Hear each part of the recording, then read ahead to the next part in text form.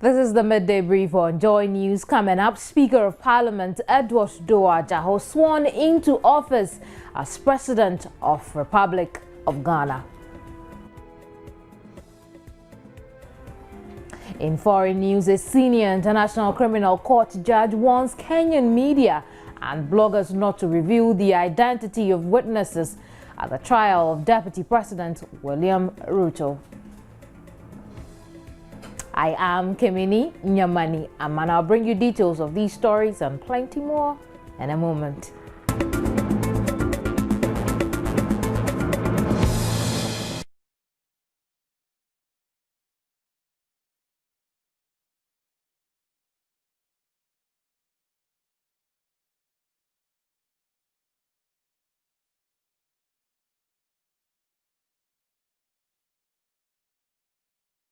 So let's start with our first story, where the Speaker of Parliament, Edward Doa Jaho, has been sworn into office as President of the Republic of Ghana. Edward Doa Jaho was sworn in by the Chief Justice, Georgina Theodora Wood, at Parliament House this morning.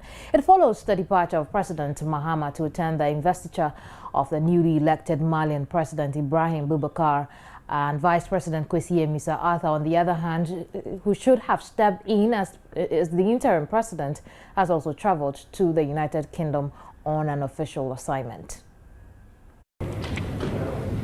You will recall that yesterday this House received communication from the Office of the President.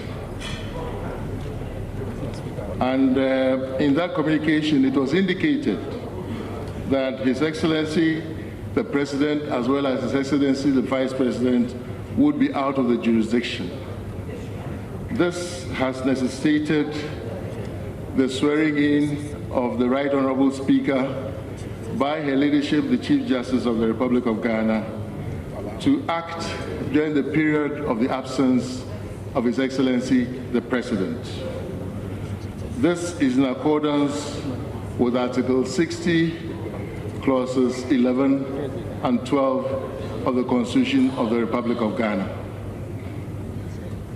I shall therefore at this stage invite the Right Honourable Speaker for the administration of the oaths by Her Ladyship, the Chief Justice.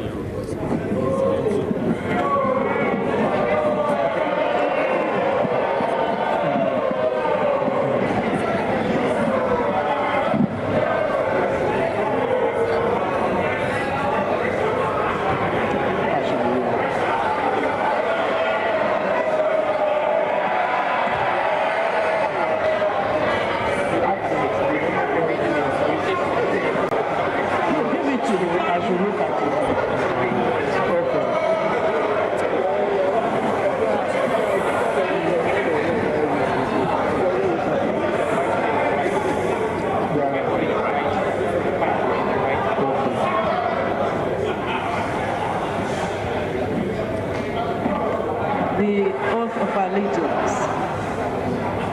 I, Edward Doa Jaho,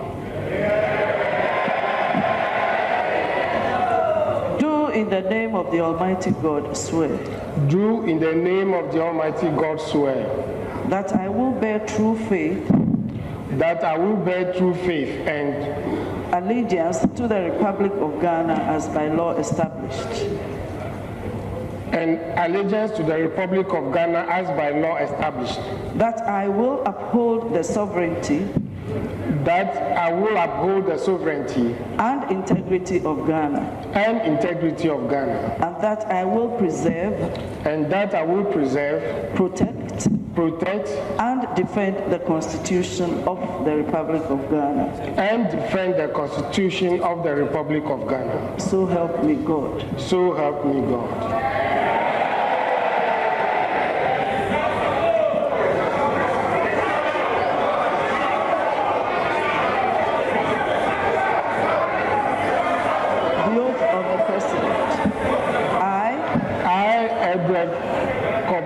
Ajaho, having to comply with Article 62, 11 and 12 of the Constitution, having to comply with Article 60, 11 and 12 of the Constitution, do in the name of the Almighty God swear do in the name of the Almighty God swear that I will be faithful and true to the Republic of Ghana, that I will be faithful and true to the Republic of Ghana, that I will at all times preserve, that I will at all times preserve, protect, and defend the Constitution of the Republic of Ghana, and defend the Constitution of the Republic of Ghana, and that I dedicate myself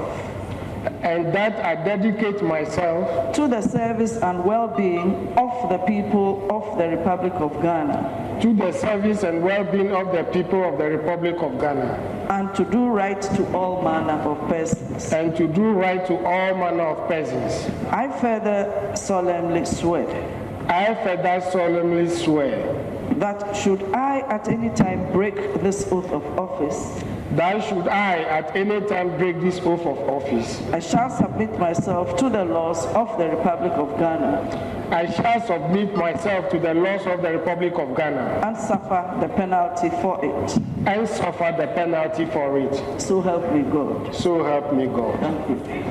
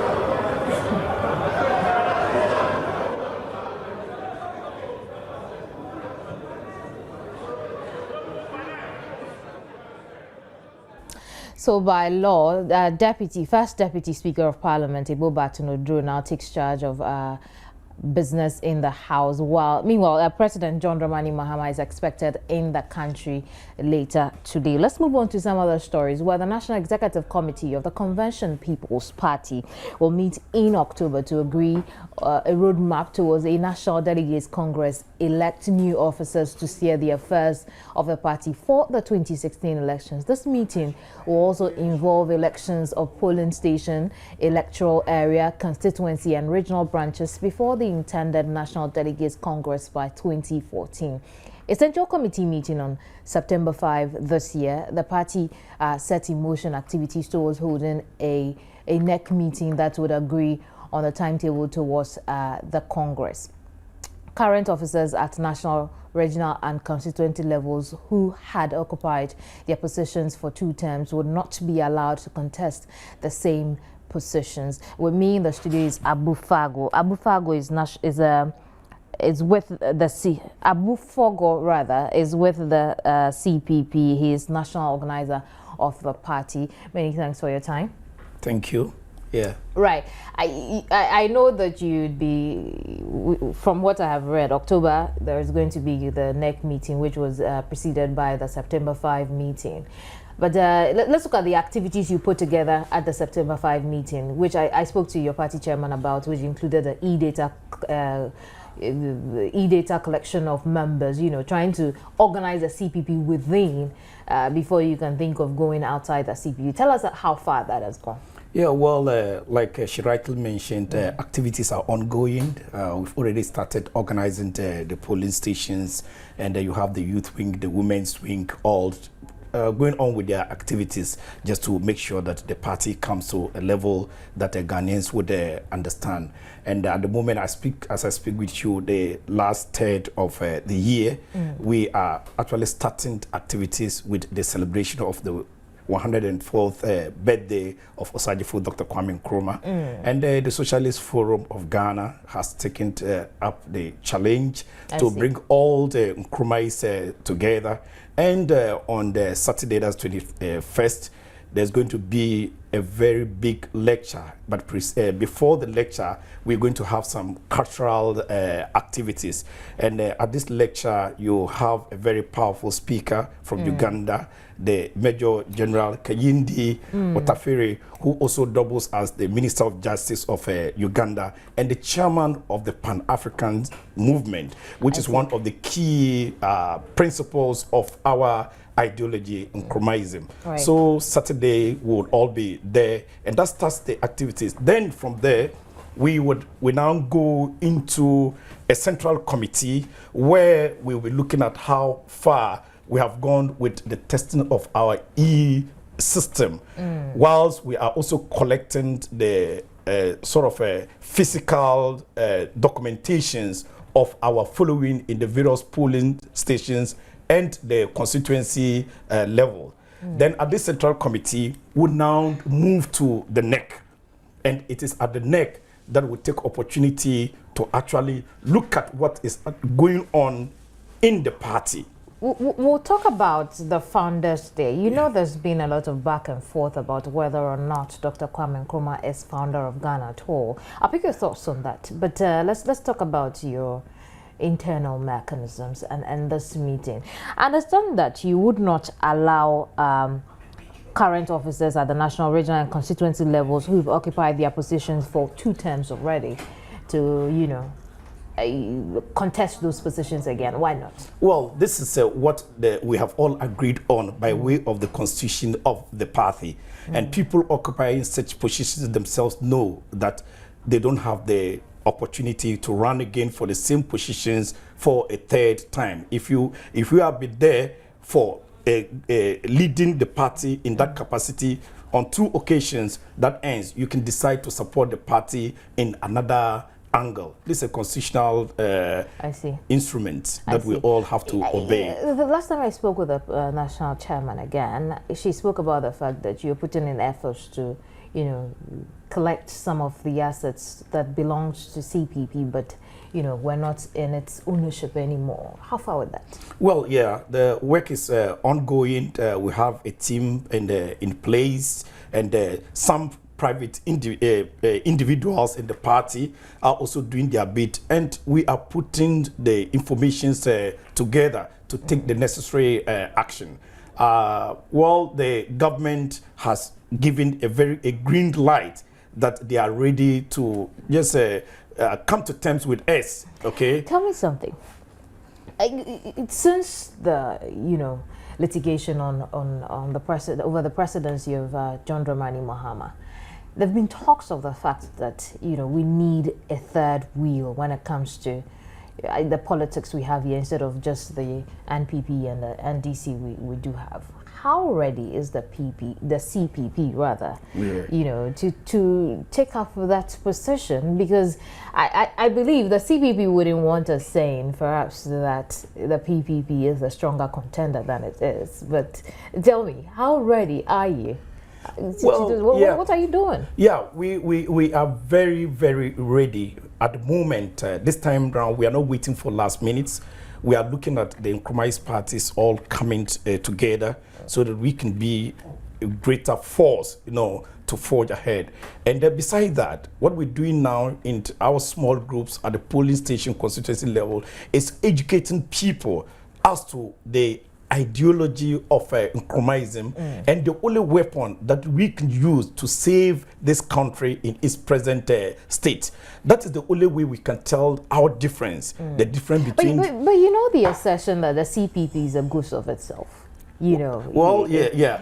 I mean, they would always say, but the issue is that you realize that both parties, talking about NPP, talking about NDC, none of them becomes relevant if they don't actually go into some of the issues that Osagyefo Dr. Kwame Nkrumah raised. If they don't go to letting Ghanaians see that indeed we need to go by the principles of social justice, self-determination, and Pan-Africanism. You realize they come with those interventions, and this tells you that the CPP would always be relevant. It will be relevant today and be relevant tomorrow. But the issue is that you need the right people there to actually let these ideals be projected and practically practiced so that the Ghanaian can have the peace, and the development that he or she needs. And the PPP believes that by waiving, the CPP, the CPP yes, believes that by waiving, the ideologies of Dr. Kwame Nkrumah, then it is the best candidate for the job. It makes me wonder: is it indicative that really, for the other two governments we've seen the NDC one, we've seen the MPP, and now another NDC government? Does it mean that this party does not even have individuals who perhaps could be said to you, we could say, are really good at what they're doing? Well, they are just trying. We think that is the owner of the room that knows where it leaks most and what he or she should do to have the leakage stop. So we are saying that all that they are doing, they are just trying their best. They should give the opportunity to us. Let us do the practical thing and let them see the level this country would go. Right. Let's talk about Founders Day. There was a lot of back and forth about whether or not we should, put that next to the name of Dr. Kwame Nkrumah as he being the founder of Ghana. What are your thoughts? Well, these issues would always come up, but it is something one can never take away from Osagyefo Dr. Kwame Nkrumah. We all know what he put in there, with some of the people who sacrificed to have Ghana as we have it today. Ghana as a nation state. So efforts would continue to be there from other people, especially the domos. Quickly. So. Quickly, what's happening to the PNC-CPP merger? The last I heard, we were told that, leadership of both parties are actually frustrating the measure, which people believe, or your supporters believe, could really be the solution to having a third wheel. Well, this time around, the heat that is coming from the grassroots, it started in 2012. So it's before true the that election. you're actually frustrating the efforts? No, we are not. The issue is that I, sitting here in person, is something I would want to see. But if there are elements, that are frustrating, that one I cannot tell. But what I know is that the heat that is coming from the grassroots, from the Nkrumah's parties for the unity, is something that no one who thinks that he or she has the strength to frustrate it can ever match up to. It will definitely come on. Thank you very much, Abu. Abu Fogo is CPP's national organizer. We'll move on to some other stories and stay with the NPP. The New Patriotic Party is set to stage its National Delegates Congress to select its executives in March 2014. The tenure of the current executives of the party would end in March next year. The NPP is putting its house in order as it prepares for the daunting task of unseating the ruling NDC in 2016. Yabuabian Samoa is former Deputy Communications Director of the NPP, and he's seeking the position of Party General Secretary, and he's joined me via phone. Hello, Yao. Yeah. Is this true? Confirm this for me. You're seeking to be the next General Secretary. I am humbled by the situation, but yes, I am. I see. And what difference would you be doing when you become the NPP General Secretary? You remember that the NPP has been lashed a lot, especially in that corner after the Supreme Court verdict. What difference would Yabuabian Samoa be doing? I see a party that needs to summon the courage and strength to strive for unity. Now, unity in my diary doesn't simply mean coming together and sitting around the table happily laughing at each other. It means the ability to mobilize the scattered sources across all divides within the party. Political talent, cash, time, expertise, the work.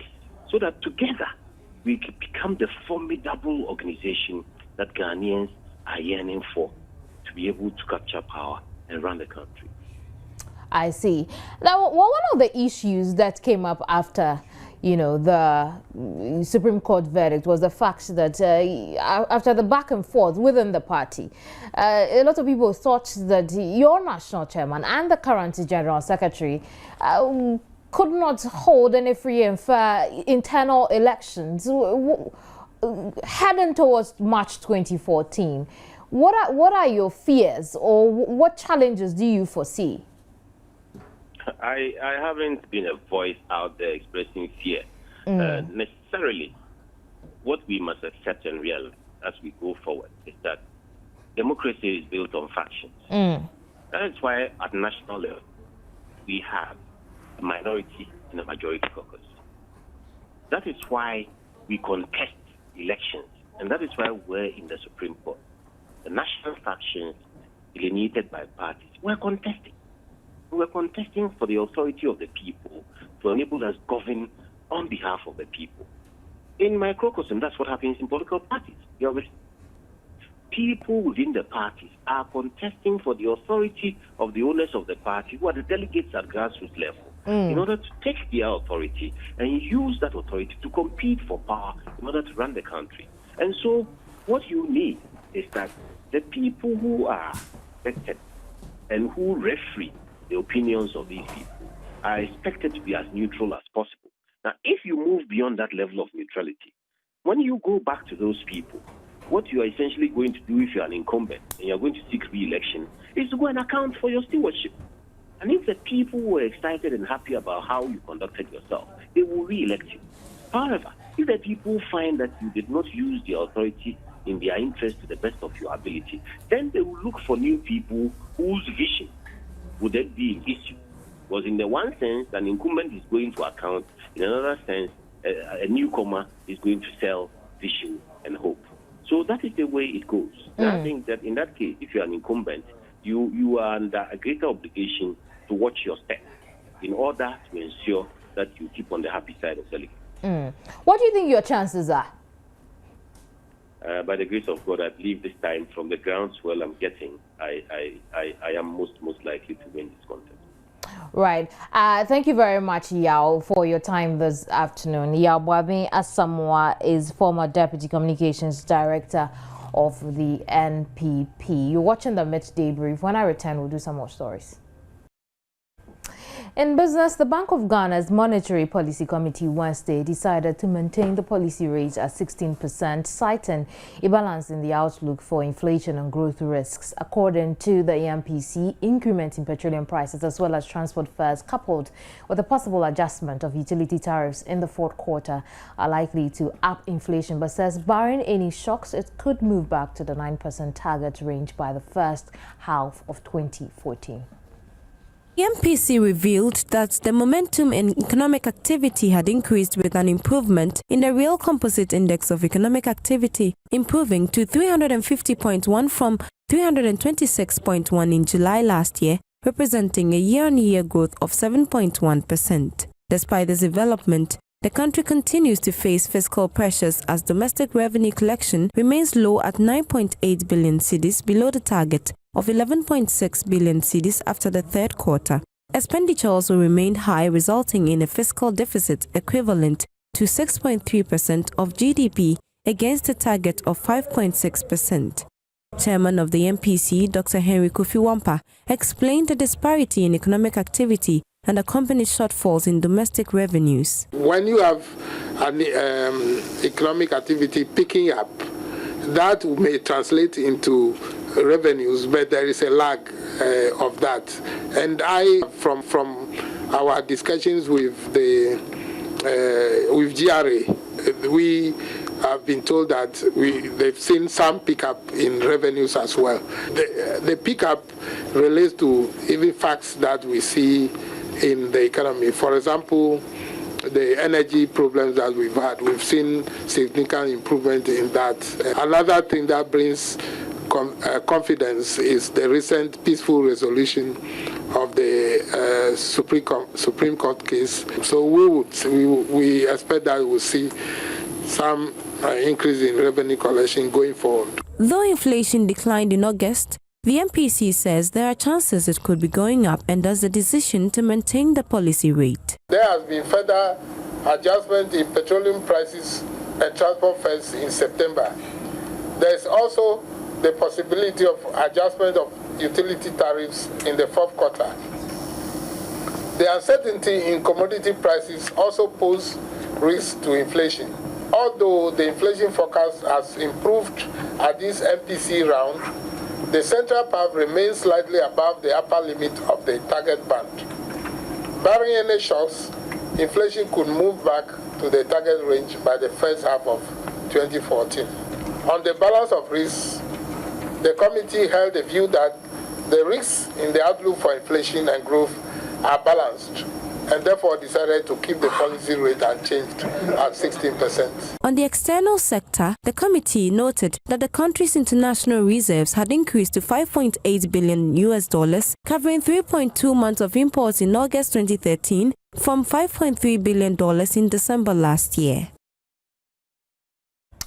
Joining us by telephone on the same issue is a lecturer at the University of Cape Coast Business School and a financial analyst, John Gachi.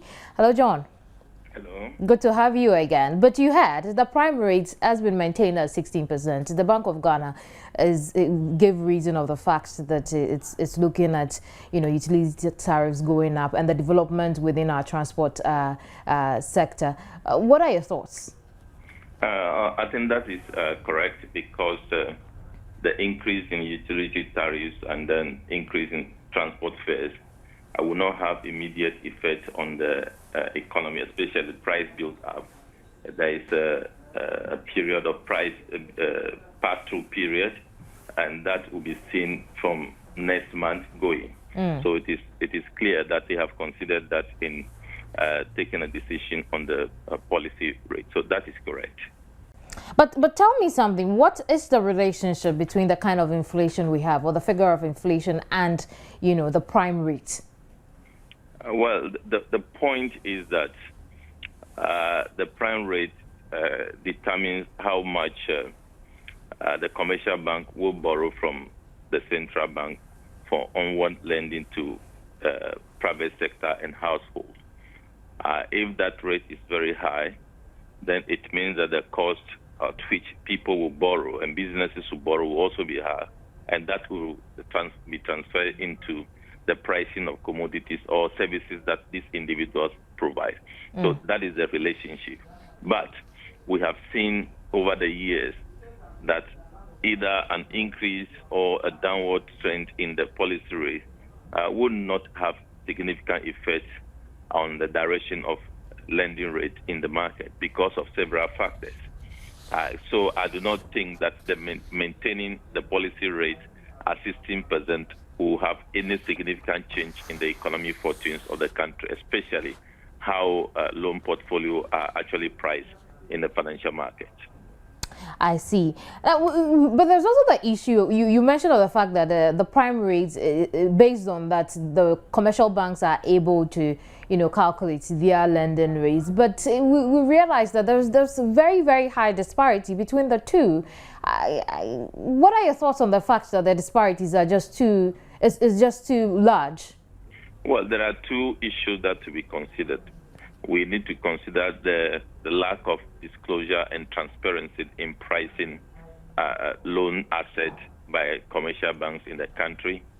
And then on the other hand, we need to blame government activity on the debt market, where the policy rate is 16%, the treasury rate is around 22 to 23%. And that is the rate at which government itself is borrowing. Therefore, the policy rate does not make any significant meaning in terms of directing borrowing in the market. And in addition to that, it seems that most of the commercial banks do not in reality take a chunk of their money from the commercial bank. So if they don't take the money from the commercial bank, then that will insignificantly influence the way they price their loans. So these are the two issues that are taking place in the market. But I think we have seen a policy shift in the way government want to deal with debt situations in the country by moving on to long-term debt instruments. That is why we have seen a lot of bonds from 3-year bond, 5-year bond. Then we have seen the recent Euro bond of about 7 to 10 years. And then there is the call for another international bond for next year. So if government is able to successfully do that, but it win itself somehow from the domestic debt market, then that could actually provide a space for a downward movement in the interest rate. I see. Let's stay with the banking industry. Now, year on year for the month of July, the non-performing loans ratio reduced from 13.4% last year to 12.9% this year. What does this mean?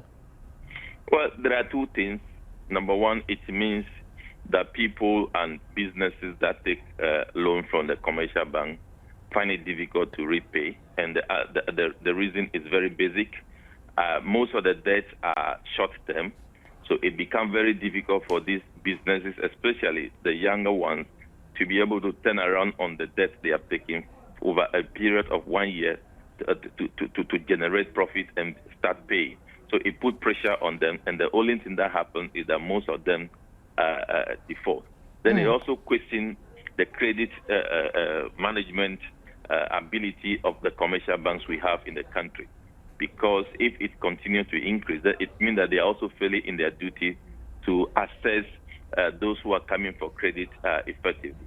But the worrisome issue about this non-performing loan is twofold. Number one, if consistently you are recording high level of non-performing loan, and at the same time you are making huge profit, then it means that you have ability of transferring the non-performing loan, the cost of the non-performing loan to current customers that you have. And that is one of the reasons why we are having very high interest rates in the market. I see. Even though the banks will not accept, but that is the reality. So we need to look at that. But on the other hand, if you look at the financial stability report of Bank of Ghana, you will also realize that majority of loan takers or businesses who go in for loan and then engage in this default are indigenous businesses. So we also need to question how indigenous businesses are able to manage their financial affairs. Most of the expatriate companies that come to operate here and take loan from our bank, they are able to pay. But most of our businesses are not able to pay. So we need to interrogate that and see what is happening. One of the reasons is what I gave, that because the loans themselves are short-term, they are finding it difficult to turn around it to be able to repay. But there are other reasons that may be available that we do not know yet. So we need to interrogate that so that we can help the domestic private sector to be able to perform well. Is it indicative that we've left that area untouched? That is what I think. And that is why I am calling for the need to, interrogate that to come out, because no matter how we look at it, we may look at them as defaulters, but if we're able to help them out, they may be able to improve the system, improve the economy. I see. But the fact that we've had our total assets go up to 31.6 billion, and coupled with the fact also that the Ghana cedi has depreciated at a slower rate this year, 3.9% for the first 8 months of this year, is that any good news for the economy? It is neither here nor there. You see, there are issues that I think we need to open our eyes and start looking at. If you look at the Bank of Ghana report, you will see the influence of exchange rate depreciation on the entire economic cycle. The exchange rate depreciation has increased the debt servicing cost. The exchange rate depreciation has, at the same time, increased the contribution of the indirect tax, especially VAT, to the revenue portfolio. And what it means is that has also increased the burden of people. So if we're using that as a measure of confidence in the economy because expenditure is high, consumption is going up as a result of VAT, I do not think that is the best way to approach it. So you see that the exchange rate depreciation is actually creating a lot of problem for us in the country that we need to look at, especially as it's affecting our debt servicing costs in the country. but at the same time, we are not able to mobilize revenue to the tune that we expect to drive the economy. But again, we also need to be very critical about the issue of increase in the asset base of the bank. If you have a banking system has asset base around 30 billion, and you have a GDP of around 70 billion, it means that the banking system is not up to the challenge of financing a lot of activities in the country. So we should not be glorifying this level of asset base in the country. We should do a lot to increase the asset base of the financial system so that we have a robust financial system that will be able to take on huge portfolio to be able to allow the private sector in particular in the country to get access to credit to be able to do business and expand the economy. I see. Now, on the back of all the earlier mentioned, and also including the fact that we have an outlook of inflation going up, what are your projections for the Ghana cedi on the currency market, especially against the dollar? What are we likely to see? Well, the Ghana cedi will continue to go through the cycle of depreciation. The only difference will be that with incoming receipts of oil money and then some of cocoa proceeds, perhaps at the end of the year or at the end of this month or next month, this thing will be able to stem it down a little bit. But so long as we remain import-led economy and our appetite for imported items in various aspects of our economy continue to be the issue of depreciation cannot be solved totally. We will continue to go through cycles of depreciation in the country. I see. Thank you very much, John. We'll continue this conversation some other time. John Gachi is a financial analyst and the University of Cape Coast Business School lecturer. Away from business, let's do some international news now. And a senior international criminal court judge has warned Kenyan media and bloggers not to reveal the identity of witnesses at the trial of Deputy President William Ruto. The first prosecution witness who gave evidence on Tuesday was not named. A local news site in Kenya is said to have published a photograph of a woman it claims to be the witness. William Ruto denies organizing violence after the December 2007 elections. Now that a witness has been identified, it will be difficult to assure others that they and their family members will be safe. ICC Chief Prosecutor Fatou Bensouda has previously complained that some witnesses were being intimidated in Kenya, some of whom have withdrawn from the case. President Uhuru Kenyatta is due to start his trial in November. He too denies the charges.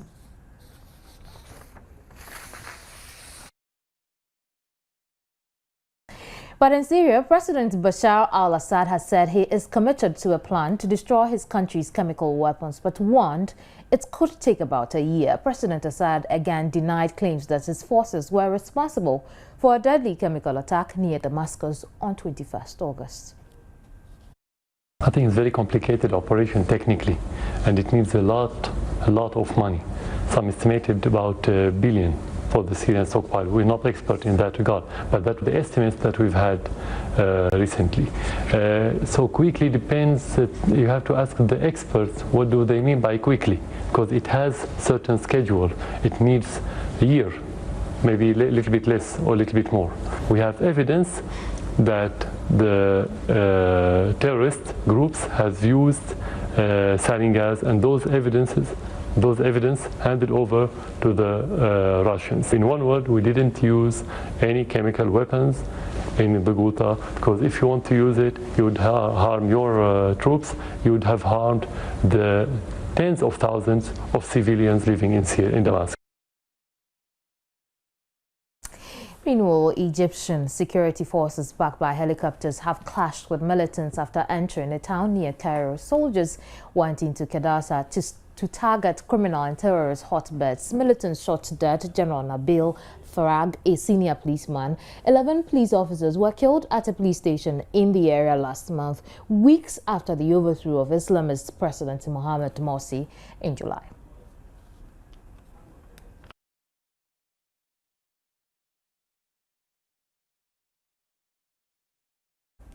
Supporters of Silvio Berlusconi have lost an Italian Senate committee vote, bringing his expulsion from parliament to a step closer. Allies of the former minister and convicted fraudster had tried to block his disqualification from public office. Berlusconi had earlier vowed to stay in politics even if he was expelled. There had been fears his supporters could topple the ruling coalition over the issue. According to a 2012 anti-corruption law, Berlusconi should be ejected from the upper house after the Supreme Court last month upheld his fraud conviction. The decision will now need to be confirmed by a vote of the full Senate next month.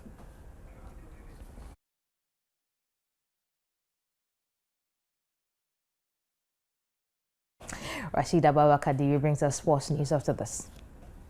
I'm Rashida Babakadiri. Let's talk sports now by the kind courtesy of Tigo. Smile, you've got Tigo. Now, yesterday in Cairo, the Black Stars, I'm talking about the locally based Black Stars, they were handed a draw of the African Nations Championship, that's CHAN, and they were drawn in Group C alongside Congo, Brazzaville, Libya, and Ethiopia. Let's get on the phone lines and talk to ace football historian James Oyedeji on what his reactions are, and then we'll project what the Black Stars can possibly do in that competition in South Africa next year. Hello, good afternoon, Uncle James.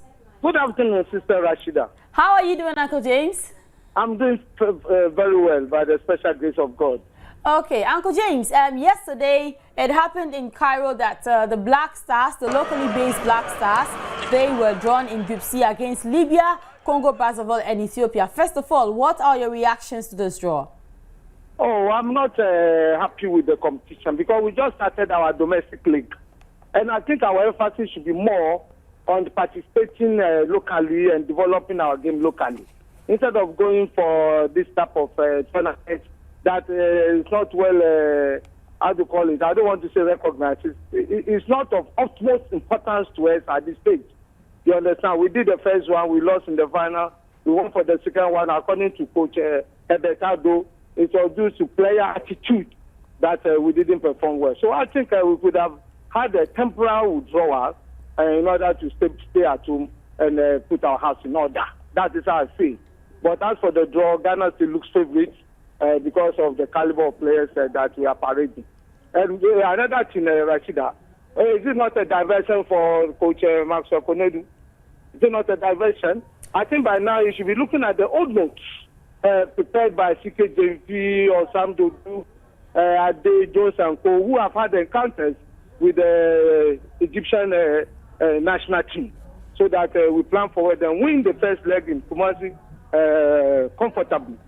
Because I'm telling you, this is going to be a very big, what you call pairing, that one of the best in Africa will not be at Rio de Janeiro.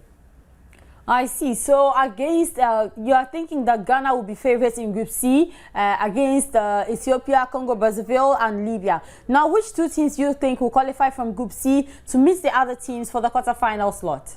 Oh, I think Ghana and Libya will qualify. You know, Libya did very well because they didn't go further, I think, because of boardroom point advantage game by Cameroon. Am I right? Yes. Right. I think they are a very good team. I'm very impressed with their development since 1982, when they had that shocking home host and loss. And then they have come a long way.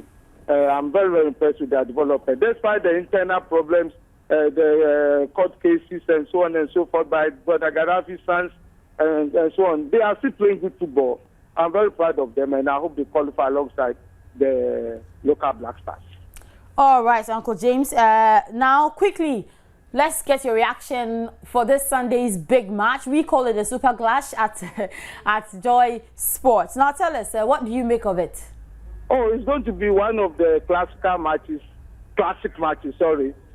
because both teams won away, home away from home, House of Folk away, and both are parading a crop of young players who are hungry for success.